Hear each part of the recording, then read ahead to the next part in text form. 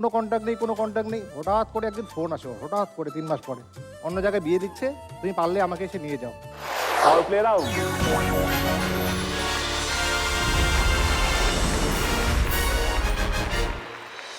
এই রাউন্ডে সবাই একটি করে প্রশ্ন পাবে। অপশন ছাড়া উত্তর দিলে পাবে 12 পয়েন্ট। যদি অপশন নাও 4 অপশনের জন্য থাকবে 6 point, 3 option 4 point, 2 option 2 point. আর যদি উত্তর ভুল হয় ইকুয়াল মাইনাস হবে।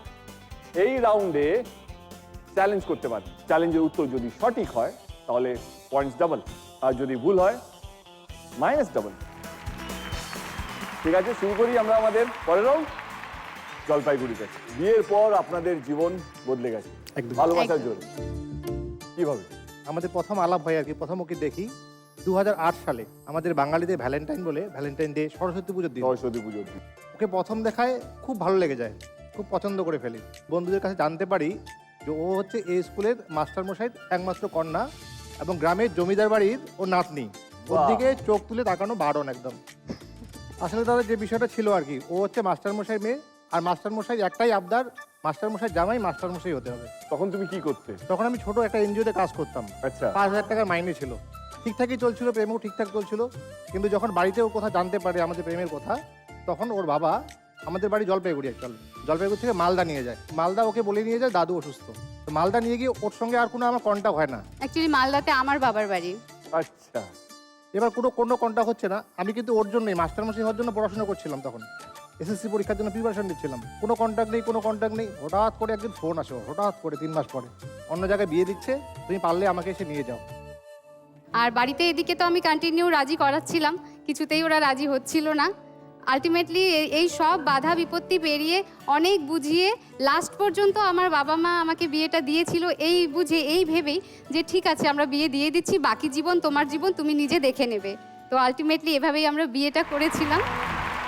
কিন্তু দাদা, ওকে আমি কথা দিয়েছিলাম তোমার সম্মান সর্বতভাবে ফেরত দিব এবং সবাইকে ভুল প্রমাণ করব। কিছুদিন পরেই প্রাইমারি শিক্ষকতার রেজাল্ট বেরোয়, সেখানেও আমি পাস করি এবং স্কুলে যোগদান করি এবং মাস্টারমশাই জামাই আবার মাস্টারমশাই হলাম।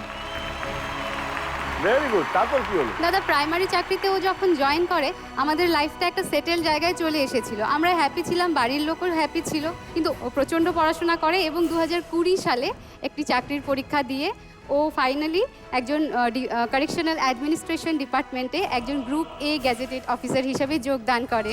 এটাকেই আমরা বলি ভালোবাসার দাদাগিরি। এই মশাই, আপনি চ্যালেঞ্জ দিতে চলে এলেন নাকি বাইরে? চলে আসুন এবারে। এই গানটি যে মারাঠি সিনেমার, সেই সিনেমায় ছিল সমাজের আলাদা স্তরের দুই প্রেমিক প্রেমিকার লড়াই করে নিজেদের ভালোবাসাকে বাঁচিয়ে রাখার গল্প। এটাই ছিল প্রথম মারাঠি ফিল্ম যে 100 কোটিরও বেশি ব্যবসা করেছিল। এই ছবিটির হিন্দি রিমেকের নাম অপশন চাই দাদা। 4টে অপশন, 6 পয়েন্টস। ওকে ওকে ওকে। এই মশাই 6 পয়েন্টসের জন্য 4টে অপশন কি কি আছে প্লিজ দেখিয়ে দাও। Option A Laila Majnu, option B Ishqiya, option C Dhadak, option D Ishaqzaade. Dhadak Dhadak একদম।